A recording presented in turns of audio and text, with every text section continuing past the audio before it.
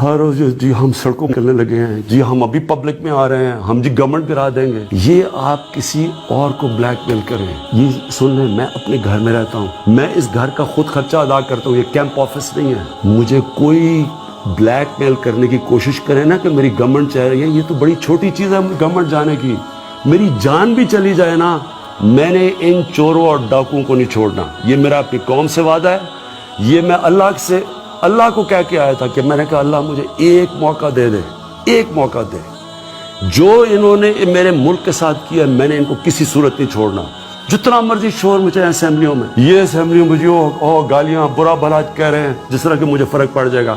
میں وہ ہوں جو 1 لاکھ لوگوں کے اسٹیڈیم میں جاتا تھا مخالف گراؤنڈ کے اندر، اور سارے مجھے برا بھلا کہہ رہے ہوتے تھے.